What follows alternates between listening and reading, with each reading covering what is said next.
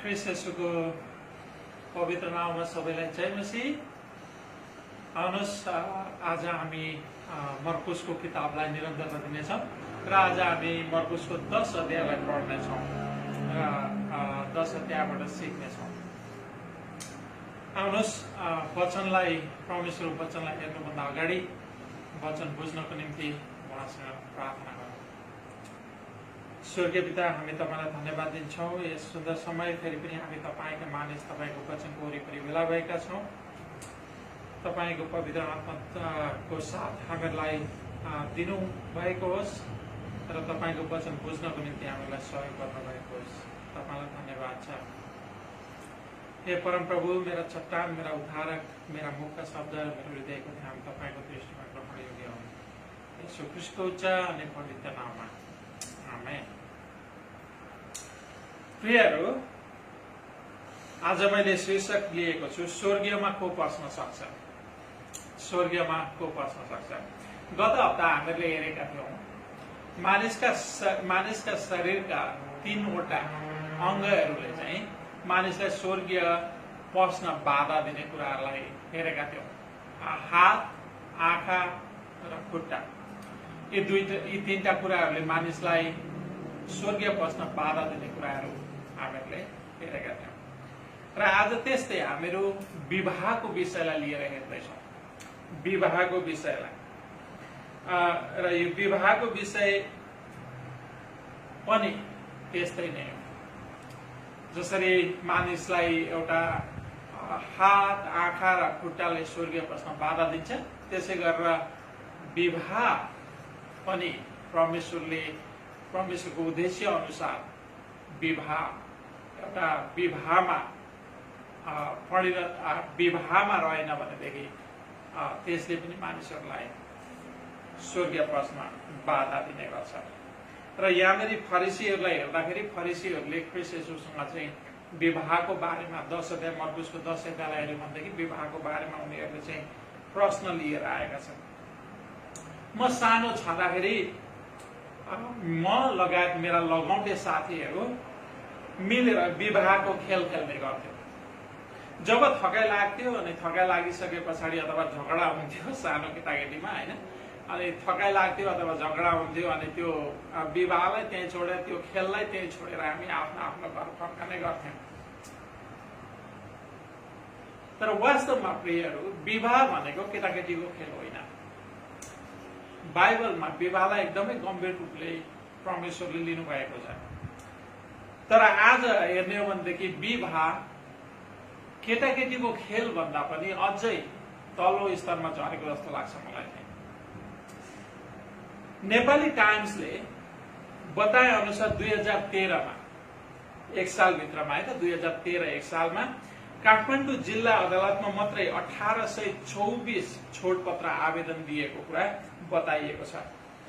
नेपालको प्रत्येक 75 जिल्लाको गणना गर्ने हो भने 75 जिल्लामा कति छोडपत्र हुन्छन् होला त एक वर्षमा? एकचोटि हिसाब गरेर हेर्नुहोस्। एक सालमा 1500 को 1824 को कुरा छोडौँ, 1500 को दरले पनि एक सालमा 75वटा जिल्लामा तपाईको 1,12,500 छोडपत्र हुने गर्छ नेपालमा। यो कुनै सानो नम्बर होइन प्रियहरू नेपालको लागि, किनभने नेपाल त्यत्रो ठुलो देश छैन र त्यत्रो एउटा सानो देशमा पनि 1,12,500 वर्षमा छोडपत्र हुनु भनेको एउटा सानो कुरा होइन। छोडपत्र हुनुको मुख्य कारण चाहिँ के हो त प्रियहरू, र छोडपत्र किन हुन्छ? आज छोडपत्र किन बढेर गएको छ? नेपालमा छोडपत्रको मुख्य दोषी विदेश पलायनलाई मानिन्छ। के वास्तवमै विदेश पलायन, रोजगारी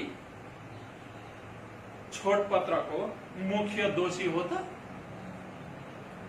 के रोजगारले नै श्रीमान र श्रीमतीलाई अलग गराएको हो त? छोडपत्रको मुख्य दोषी रोजगार नै हो त? छोडपत्र गर्ने मानिसहरूको चाहिँ कुनै दोष छैन त प्रिय? एउटा गम्भीर प्रश्न हो। पहिलो स्थानमा कुनै पनि मानिस, चाहे पुरुष वा महिला, छोडपत्र किन गर्छ र के कारणले गर्छ? छोडपत्र जस्तो गलत कामको मुख्य जड के हो? छोडपत्र जस्ता कामलाई घटाउने कुनै विकल्प छ त? संसारमा हेर्ने भनेदेखि त हामीले विकल्प पनि पाउँदैनौँ, किनभने संसारमा त छोडपत्र बढेर गएको छ। आजभन्दा भोलि, भोलिभन्दा पर्सि। तपाईको अहिले नेपालमा 2013मा जनगणना गर्ने अनुसार त्यहाँनिर नेपाल टाइम्सले के भनेको थियो त भन्दाखेरि प्रत्येक वर्ष चाहिँ डबल भएर आएको छ भनेर त्यहाँनिर भनिएको छ। यी सबै प्रश्नहरूको साँचो र ठिक उत्तर यदि हामी मानवले खोज्छौँ यो संसारमा भनेदेखि संसारमा पाइँदैन। यी प्रश्नको उत्तर परमेश्वरको वचन बाइबलमा मात्र पाइन्छ। बाइबल भन्दा बाहिर साँचो र ठिक उत्तर पाइँदैन। यदि पाउने भएको थियो भएदेखि त्यसरी एउटा छोडपत्र अथवा विवाह विच्छेद बढेर जाने आवश्यक पनि थिएन। बाइबलमा मात्रै प्रत्येक समस्या कसरी सुरु भयो र समस्याको अन्त्य के हो, साँचो र ठिक सही उत्तर केवल बाइबलमा मात्रै पाइन्छ प्रियहरू। किनकि बाइबल परमेश्वरको वचन हो र बाइबलले परमेश्वरका समस्याको कसरी समस्या उत्पन्न भयो भन्ने कुरा पनि बताउँछ र समस्याको समाधान के हो भनेर पनि बताउँछ, किनकि परमेश्वरको वचन हो। मर्कुस 10 अध्यायमा छोडपत्रकै कुराबाट सुरु हुन्छ। हेर्नुहोस् है त, छोडपत्रकै कुरा सुरु हुन्छ र छोडपत्रको समस्या र हल पनि यही अध्यायमा हामीले पाउँछौँ। आउनुहोस् एकछिन तपाईको अमूल्य समयलाई परमेश्वरको वचन सुन्न खर्च गर्नुहोस्। तपाईँ परमेश्वरको वचनबाट आज पक्का पनि लाभान्वित हुनुहुनेछ र तपाईको अमूल्य समयलाई एकछिन निकालेर 30 मिनट बसेर वचन सुन्न हुन म तपाईलाई आग्रह गर्दछु। यहाँनिर फरिसीहरूले ख्रीष्ट येशूलाई प्रश्न गरेका छन् के कोही मानिसले 10 अध्यायको 1 पदमा त्यहाँनिर हेर्न सक्छ, 1 पददेखि 3 पदसम्म, के कोही मानिसले आफ्नी पत्नीसँग विवाह विच्छेद गर्नु न्यायसँग छ भनेर चाहिँ फरिसीहरूले प्रश्न राखेका छन्। अनि ख्रीष्ट प्रभुले चाहिँ 3 पदमा हेर्नुहोस्, फरिसीहरूको प्रश्न प्रति प्रश्न गर्दै मोसाले तिमीहरूलाई के आज्ञा दिएका छन् भनेर चाहिँ सोध्नु भयो उनीहरूलाई। अनि उनीहरूले व्यवस्थाको पुस्तक अथवा हामीहरूले व्यवस्थाको 24 अध्यायको 1 देखि 4 पदलाई हेर्यौं भनेदेखि त्यहाँ लेखिएको छ, मोसाले त्यहाँनिर व्यवस्था लेखेका छन्। अनि उनीहरूले त्यो व्यवस्थातिर ख्रीष्ट येशूको ध्यान आकर्षण गर्दै उनीहरूले भने एउटा पत्र लेखेर मानिसले आफ्नी पत्नीसँग विवाह विच्छेद गर्न सक्छ भनी मोसाले अनुमति दिएका छन् भनेर चाहिँ उनीहरूले ख्रीष्ट येशूलाई भने। अनि फरिसीहरूको उत्तर सुनिसकेपछि फरिसीहरूको मुख्य समस्याको जडको पर्दाफास गर्दै येशू प्रभुले 5 पदमा हेर्नुहोस्, 10 अध्यायको 5 पद, येशू प्रभुले 5 पदमा उनीहरूका हृदयको कठोरताले गर्दा मोसाले फरिसीहरूलाई विवाह विच्छेदको अनुमति दिएको बताउनु भयो। उनीहरूको हृदयको कठोरता ध्यान राख्नु होला, फरिसीहरूको हृदयको कठोरता अथवा मोसाले स्वीकृति उनीहरूको हृदयको कठोरताको कारण दिएका थिए। मोसा स्वयं व्यवस्था दिने मानिस पनि उनी चाहिँ त्यस कुरामा विवाह विच्छेदमा स्वीकार्य थिएन, तर उनीहरूको कठोर हृदयको कारण मोसाले उनीहरूलाई छोडपत्र लेखेर दिए हुन्छ भनेर व्यवस्था दिएका थिए। विवाह विच्छेदको मुख्य कारण के हो त प्रियहरू? त्यसो भए हामीले परमेश्वरको वचनबाट हेर्दा विवाह विच्छेदको मुख्य कारण रोजगारी, धन सम्पत्ति, अरू कुनै कुरा पनि होइन। विवाह विच्छेदको मुख्य कारण मानिसको हृदयको कठोरता हो, मानिसको हृदयको कठोरता हो, अरू केही पनि होइन। कुनै पनि बाहिरी समस्याको जड मानिसको भित्री हृदय। बाहिरी रूपमा मानिस नराम्रो हुँदैन, बाहिरी रूपमा कोही पनि मानिस नराम्रो हुँदैन। नराम्रो त मानिसको भित्री हृदय हुन्छ, मानिसको भित्री हृदय हुन्छ प्रियहरू नराम्रो भनेको। किनकि यो बाहिरी देखिने शरीर त एउटा शरीर मात्रै हो, तर यो शरीरलाई चलाउने अर्को मानव चाहिँ कुन हो त भन्नुहुन्छ भने मानिसको हृदय हो। सो हृदय चाहिँ साँच्चै नै मानिसको कठोर छ, किनकि मानिसको हृदय पापले हाँडी जस्तो कालो बनाएको छ, हाँडी जस्तो कालो र कठोर बनाएको छ। मानिसको हृदय दूषित छ, घिनलाग्दो छ र अपवित्र छ पापको कारण। मानिस बाहिरी शरीरमा जति नै राम्रो सुन्दर भए पनि भित्री हृदय फोहोर, दूषित र घृणित कुराहरूले भरिएको छ। यसो प्रभुले मत्तीको किताबमा भन्नुभयो 15 अध्यायको 18 देखि 19 पदमा तपाईहरुले हेर्न सक्नुहुन्छ। मत्ती 15 अध्यायको 18 देखि 19 पदमा यसो प्रभुले भन्नुभयो, जुन कुराहरू मुखबाट बाहिर आउँछ ती हृदयबाट निस्किन्छ। हृदयबाट मुखमा आउँछ अनि मुखले ती कुराहरू बोल्ने गर्छ। सो पहिले चाहिँ हृदयले बोल्ने गर्छ, त्यो भित्री मानव बोल्ने गर्छ।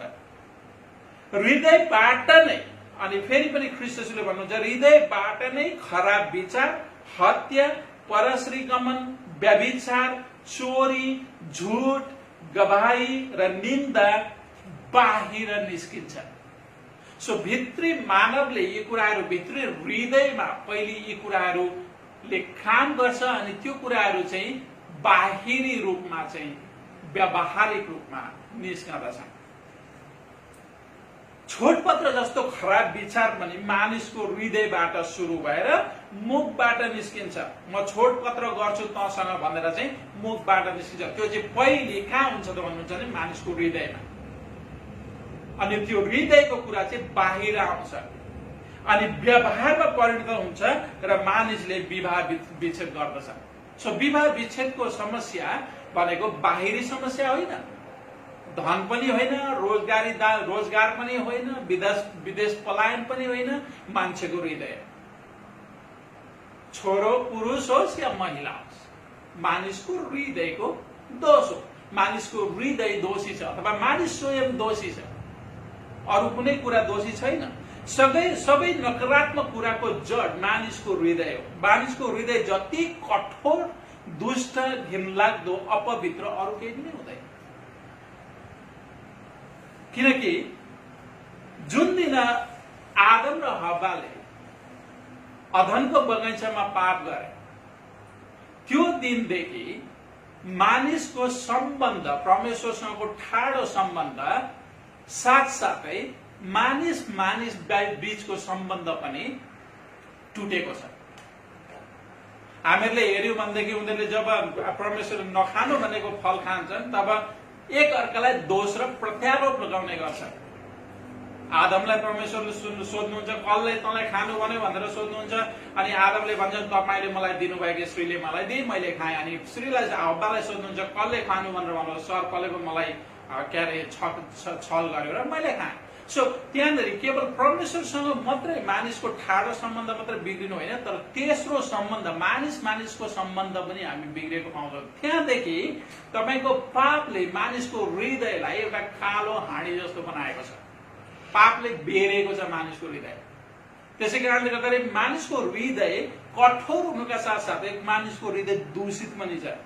परमेश्वरले आरम्भदेखि नै परमेश्वरले मानिसको जोडी पशुसँग नमिल्ने भएको कारण मानिसको जोडी मिलाउनको लागि नर र नारी नै गरेर चाहिँ परमेश्वरले सृष्टि गर्नुभयो भनेर उत्पत्तिको 1 अध्यायको 27 पदमा हामीले पाउँदछौँ।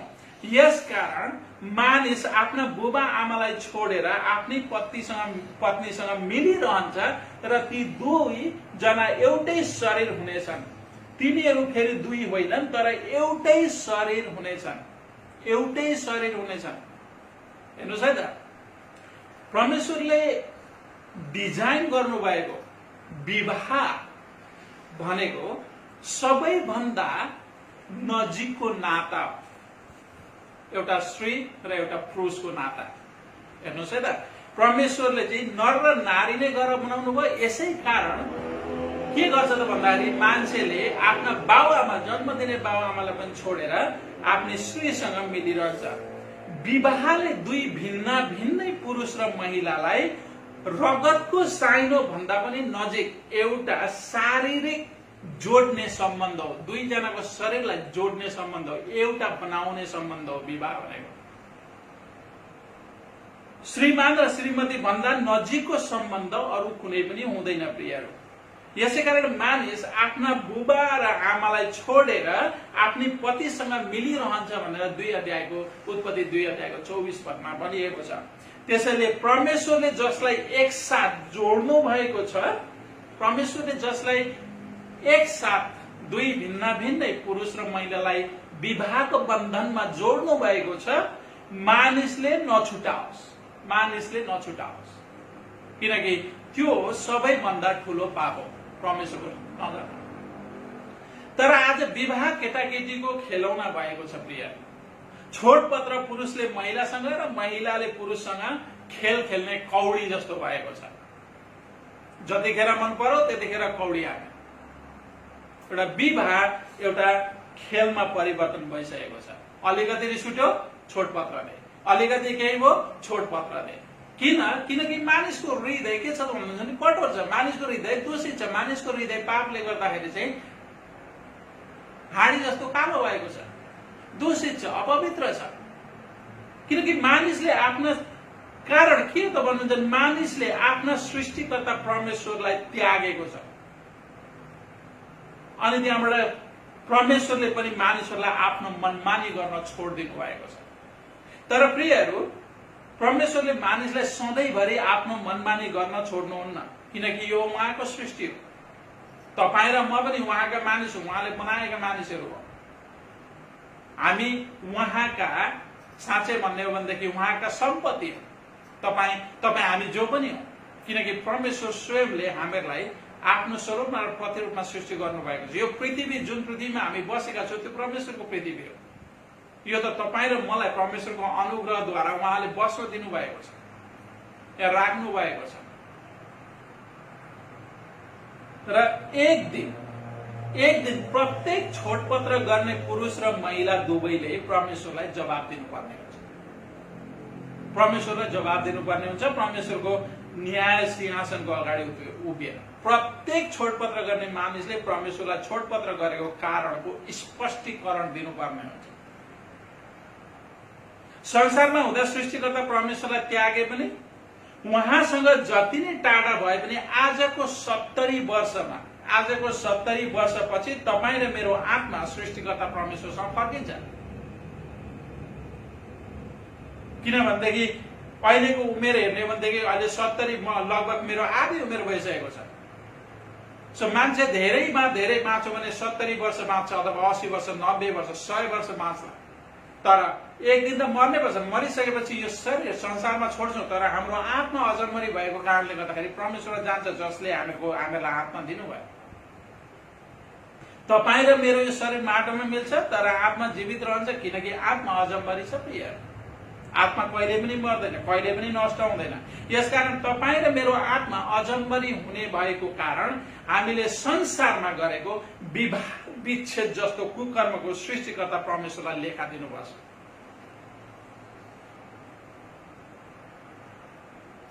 परमेश्वरबाट कोही भाग्न सक्दैन।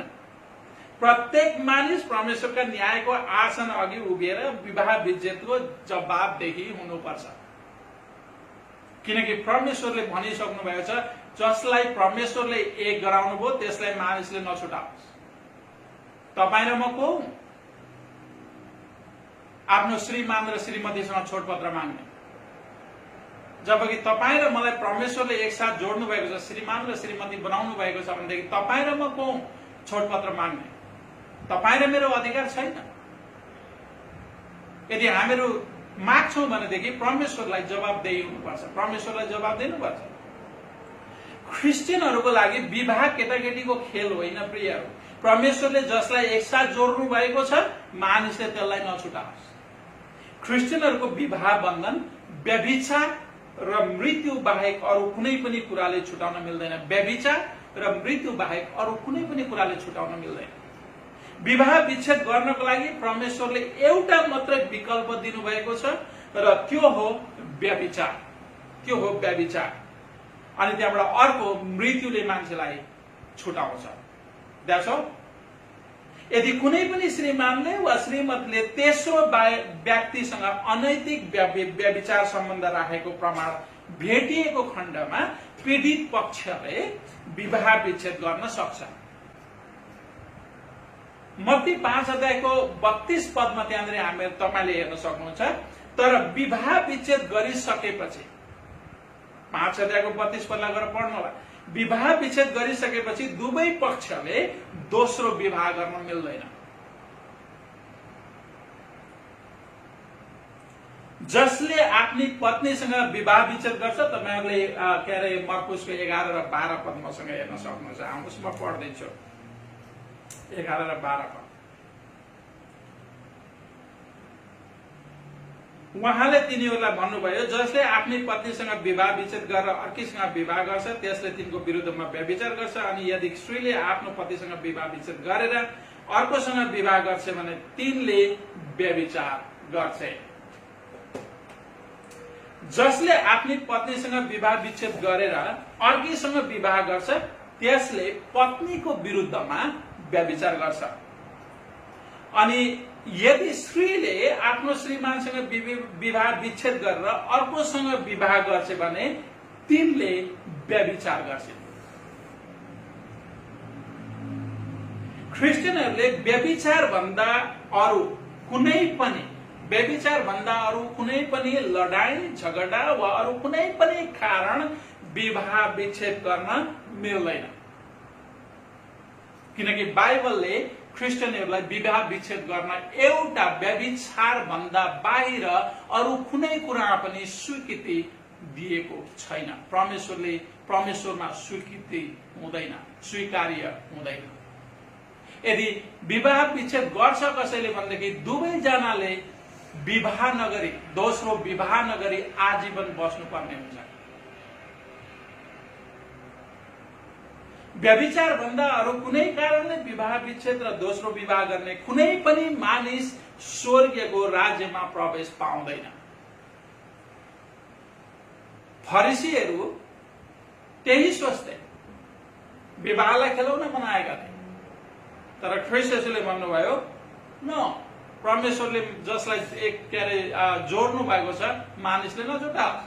किनकि विवाह विच्छेद पाप हो भने दोस्रो विवाह व्यभिचार। विवाह विच्छेद परमेश्वरको नजरमा पाप हो भनेदेखि विवाह विच्छेद दोस्रो विवाह व्यभिचार। र पाप र व्यभिचार दुवै गर्ने मान्छे स्वर्गको राज्यमा पस्न सक्दैन। अहिले तपाईहरु सोच्दै हुनुहुन्छ होला, मेरो श्रीमान सधैँ झगडा मात्र गर्छ वा श्रीमती झगडा मात्रै गर्छ, घरमा कहिले शान्ति छैन, अब म के गरौँ है? अहिलेसम्म वचन सुनेर तपाईं छक्क पर्दै हुनुहुन्छ होला। मैले त सोचिरहेको थिएँ, हुँदो पो रहेछ त, कि के सोच्दै हुनुहुन्छ? सायद भन्दै हुनुहुन्छ र सोच्दै हुनुहुन्छ तपाईँ, मेरो बुढीले दिक्क लगाइसक्यो, मेरो बुढाले दिक्क लगाइसक्यो, मैले त के गर्नु किनकि तपाईँ पनि एउटा पापी हुनुहुन्छ, तपाईको श्रीमती पनि। हामी दुईजनै पापी छौँ। धर्मी चाहिँ तपाईँ चाहिँ धर्मी एउटा स्वर्गीय दूत जस्तो धर्मी, अनि तपाईको श्रीमती चाहिँ पापी जस्तो हो र? होइन, दुईजनै पापी छौँ। सो पापीमा अवश्य पनि सानातिना ठगटाखुक त हुन्छन्, नहुने कुरै हुँदैन।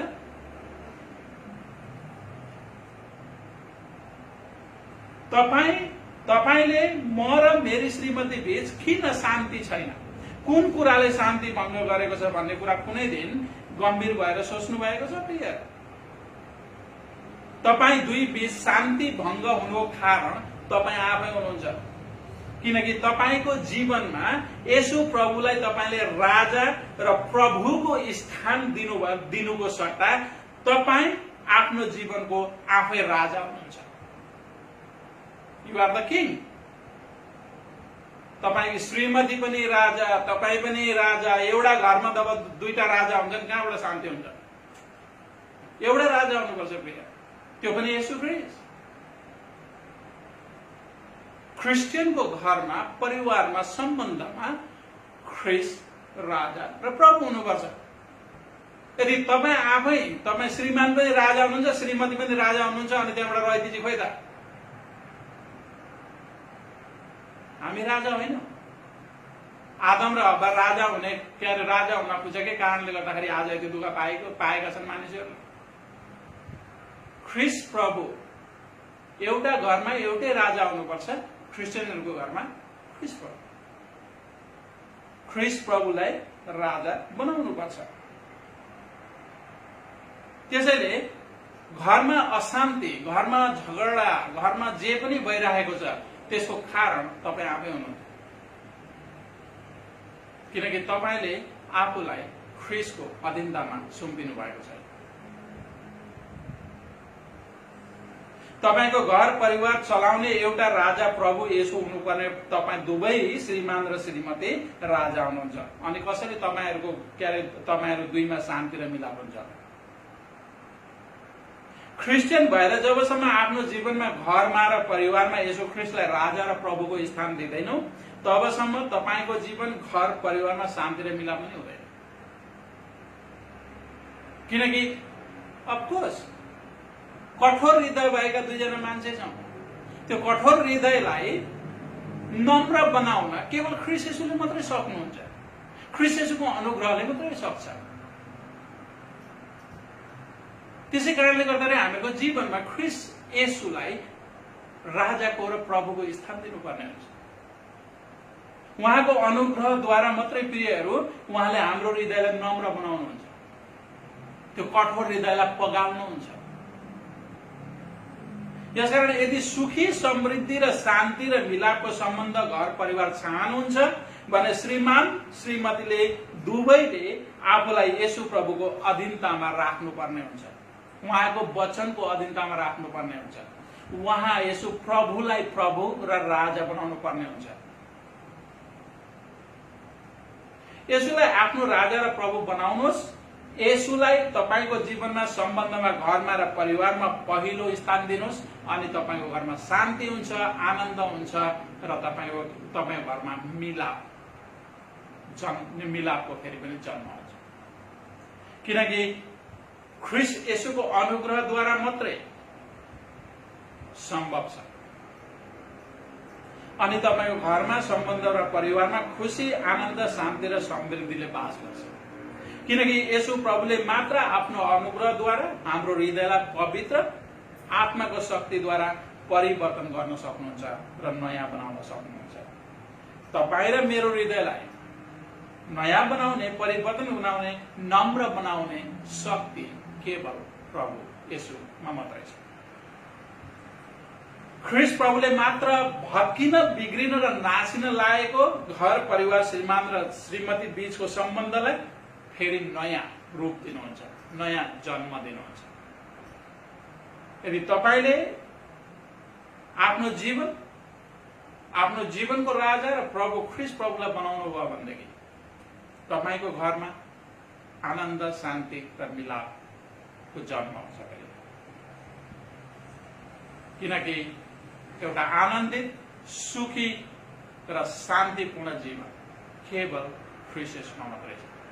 ख्रीष्ट येशूलाई राजा र प्रभु बनाएपछि त्यसको भागीदार हुन सकिन्छ। दुवै क्रिस्चियन श्रीमान र श्रीमती पापी छौं भन्ने कुरा बुझेको हुनुपर्छ। एउटा धर्मी र एउटा पवित्र स्वर्गीय दूत जस्तो होइन। दुवै हामी पापी छौं र हामीले दिनदिनै ख्रीष्ट येशूलाई पहिलो स्थान दिएर पापको पश्चाताप गर्नुपर्छ।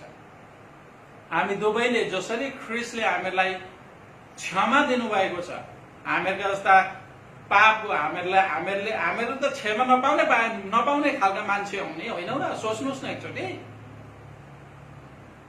क्षमा नपाउने खालका मान्छे हौ। तर ख्रीष्ट प्रभुले आफ्नो अनुग्रहद्वारा तपाईँ र मेरो हाँडी जस्तो कालो पाप क्षमा गरिदिनु, बचाउनु भयो। तपाईँ र मलाई दण्ड दिनुभन्दा, न्याय गर्नुभन्दा उहाँले तपाईँ र मलाई अनुग्रह गर्नुभयो र स्वर्गीयको भागीदार बनाउनु, आफ्ना छोराछोरी हुने अवसर दिनुभयो। सो जसरी येशू ख्रीष्टले तपाईँ र मलाई क्षमा गर्नुभएको छ त्यसै गरेर हामीले एकअर्कालाई क्षमा गर्न सिक्नुपर्छ। हाम्रो गल्ती स्वीकार्न सिक्नुपर्छ। म गलत छु भन्न सिक्नुपर्छ। ख्रीष्ट येशूको अगाडि आफ्नो गल्तीलाई ल्याउनुपर्छ। जब हामीहरूको ख्रीष्ट येशूसँगको सम्बन्ध ठाडो सम्बन्ध ठिक र सही हुन्छ। अनि त्यहाँबाट तेस्रो सम्बन्ध, आफ्ना छिमेकीसँगको तेस्रो सम्बन्ध, आफ्ना श्रीमतीसँगको तेस्रो सम्बन्ध, आफ्ना परिवारसँगको तेस्रो सम्बन्ध, आफ्ना गाउँघरकासँगको तेस्रो सम्बन्ध अनि राम्रो हुन्छ, सुदृढ हुन्छ, शान्ति हुन्छ, मिलाप हुन्छ। परमेश्वरको अनुग्रह, प्रेम र कृपाको कारण हामीले हाम्रो पापको क्षमा पाएका छौँ। त्यसैले हामीहरूले पनि एकले अर्कालाई क्षमा दिन सिक्नुपर्छ। क्रिस्चियनहरूमा ख्रीष्टको स्वभाव हुनुपर्छ। क्रिस्चियनहरूले ख्रीष्टको वचनमा जरा गाडेको हुनुपर्छ। ख्रीष्टको शिक्षालाई व्यावहारिक हर घुम्तीमा प्रयोग गर्नुपर्छ। प्रिय क्रिस्चियनहरूले येशू ख्रीष्टलाई आफ्नो जीवनमा राजा र प्रभुको पहिलो स्थान दिएको हुनुपर्छ। जब ख्रीष्ट हाम्रो घरको, सम्बन्धको र परिवारको बीचमा रहनुहुन्छ, तब घरमा, सम्बन्धमा र परिवारमा खुशी, शान्ति र आनन्द र हर्षले बास गर्दछ। व्यक्तिगत ख्रीष्टसँगको ठाडो सम्बन्धले हामी मानव बीचको तेर्सो सम्बन्ध सुधारमा ल्याउँछ र सुनमा सुगन्ध थपिदिए जस्तै हुन्छ। प्रियहरू, हाम्रो हृदयको कठोरताले हाम्रो सम्बन्धमा फाटो ल्याएको छ। हामी दुवै गलत छौँ, हामी दुवै पापी छौँ र हामी आफैले हाम्रो सम्बन्धमा बाधा पुर्याएका छौँ। हाम्रो कठोर हृदयको कारण तत्कालीन खुसी, शान्ति र आनन्द हाम्रो जीवनबाट हामी आफैले खोसेका छौँ र हाम्रो कठोर हृदयले हामीबाट स्वर्गीय पनि खोज्न सक्छ। प्रियहरू, यसकारण आउनुहोस्, आफ्नो कठोर हृदयको पाप र गल्ती परमेश्वरको अघि नम्र भएर स्वीकार गरौँ र श्रीमानले श्रीमतीसँग र श्रीमतीले श्रीमानसँग, छोराछोरीले बुबाआमासँग र बाबुआमाले छोराछोरीसँग क्षमा मागौँ, किनकि भोलि ढिलो हुन सक्छ। आजै, अहिले नै क्षमा मागौँ। आजैबाट येशू ख्रीष्टलाई हाम्रो जीवनमा, सम्बन्धमा र परिवारमा राजा प्रभुको स्थान दियौँ र उहाँको अधीनतामा आफूलाई राखौँ। बाइबल पढौँ र प्रार्थनामा निरन्तर गरौँ। बोलीमा, काममा र व्यवहारमा जे पनि गर्छौँ, धन्यवादी भएर प्रभु येशू ख्रीष्टको महिमाको लागि गरौँ। अनि हाम्रो जीवनमा, हाम्रो सम्बन्धमा, हाम्रो परिवारमा आनन्द, शान्ति र मिलापले बास गर्छ। किनकि जहाँ ख्रीष्ट येशूलाई राजा र प्रभु बनाएर राखिन्छ, त्यो घरमा परमेश्वरको अनुग्रहले बास गर्दछ। आउनुहोस् प्रार्थना गरौँ। परमप्रभु परमेश्वर, हामी तपाईलाई धन्यवाद दिन्छौँ आजको वचनको निम्ति। हामीलाई तपाईले सिकाउनुभयो, सच्याउनुभयो र धार्मिकतामा तालिम दिनुभयो। तपाईलाई धन्यवाद छ। यसै समय पिता, हामीलाई त्यो नम्र हृदय दिनुहोस्, ताकि हामीले आफ्नो गल्ती स्वीकारेर हामीले तपाईसँग क्षमा माग्न सकौँ र हामीले एकअर्कासँग क्षमा माग्न सकौँ। र आजदेखि, आज उपरान्त हामीले हाम्रो जीवनमा, हाम्रो परिवारमा, हाम्रो घरमा, हाम्रो सबै कुरामा येशू प्रभुलाई राजा र प्रभु बनाएर स्थान दिन सकौँ। तपाईलाई धन्यवाद छ। सबै बिन्ती प्रार्थना हामी तपाईको चरणमा ल्याउँदछौँ। ग्रहण गर्नुहोस्। येशू ख्रीष्टको उच्च अनि पवित्र नाममा। आमेन।